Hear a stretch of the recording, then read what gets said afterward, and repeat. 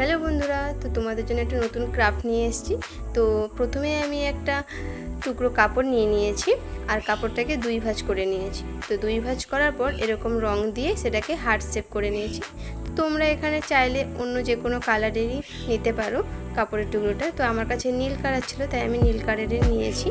আর তারপর দেখো ঠিক যেভাবে রং দিয়ে হার্ট শেপ করেছো তার উপরে এরকম আস্তে আস্তে করে সেলাই করে নেবে।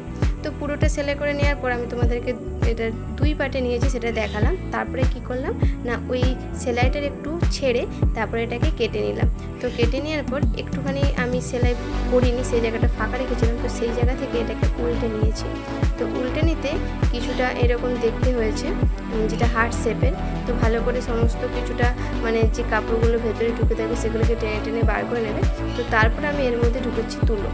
তো তুলোটা ঢুকাতে অনেকটা পরিমাণে তুলোটা ভালোভাবে ঢোকাবে, চারদিকে যেন ছড়িয়ে যায় হাতে করে। তো তারপরে দেখো যেটুকু মুখ আমি ফাঁকা রেখেছিলাম সেইটুকুটা আমি সেলাই করে নিলাম। ভালোভাবে সেলাই করে নেবে যাতে তুলোটা বেরিয়ে না যায়। তো তারপরে ঠিক এরকম হয়েছে, হাত দিয়ে ভালোভাবে আমি তুলোটাকে সমস্ত জায়গায় চারদিকে চাড়িয়ে নিয়েছি। তো এইবার ওপরে তোমরা এখানে সুতো দিয়েও নামটা লিখতে পারো, তো আমি তাড়াহুড়োর জন্য রং দিয়ে লিখে নিয়েছি। তো এরকম একটা তোমাদের মন মতো কিছু একটা লিখে নেবে। আর এটা যদি লাল কালারের কাপড় হতো দেখতে হয়তো আরও সুন্দর লাগতো, বাট নীলটা খুব একটা খারাপ লাগছে না, ভালোই লাগছে। আর তারপরে আমি লিখে নিয়েছি।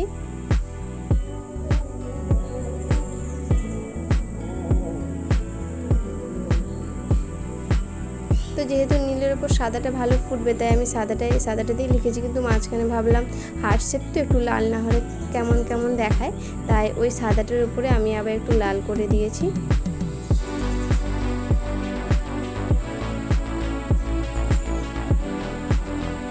কেমন লাগলো তোমাদের ভিডিওটা অবশ্যই জানিও। দেখতে পেলে কত সুন্দর একটা